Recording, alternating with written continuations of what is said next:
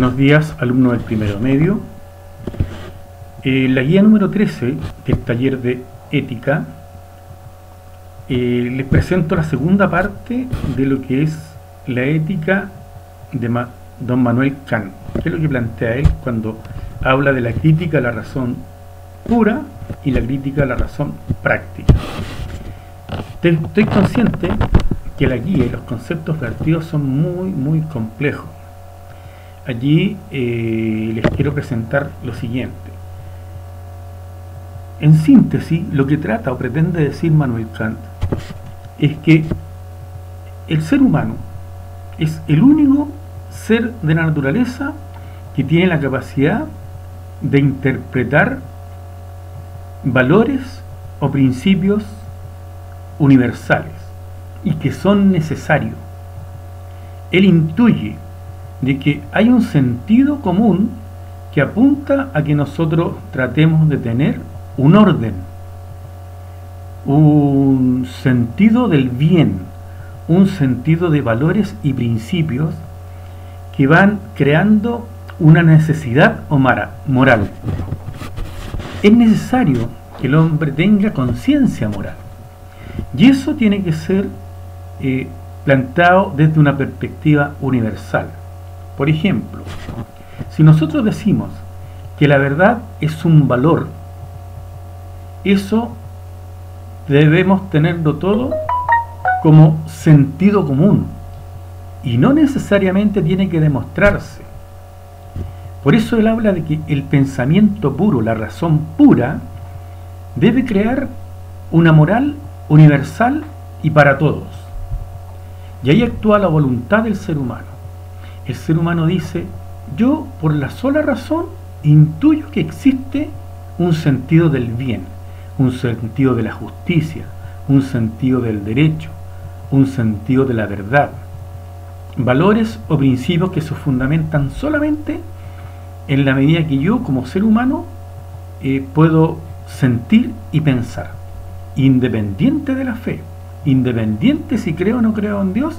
Hay un sentido común que le dice a la gente: si nosotros obramos en verdad, en justicia, en equidad, en respeto, la cosa nos debe llevar a una buena convivencia entre las personas. Eso es la razón pura y no necesita ni tiene por qué ser demostrada. Entonces ahí dice, ahí hay una ley natural desde el punto de vista del intelecto del hombre. Porque soy una persona inteligente, puedo establecer principios, pero no necesariamente eso debe ser demostrable, sino que debe ser inherente al ser humano. En la crítica a la razón práctica, él hace una analogía. Dice: todos los objetos de la naturaleza están sujetos a una ley natural, a una ley física. Todo aquello que es por la experiencia o la comprobación real, empírica significa la experiencia, yo lo puedo demostrar.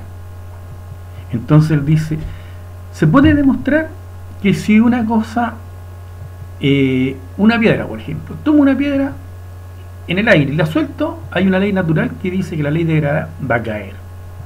Si yo tomo un líquido y le aplico temperatura, una ley me dice que eso va a pasar del estado líquido al estado gaseoso, y si bajo la temperatura del estado líquido al estado sólido.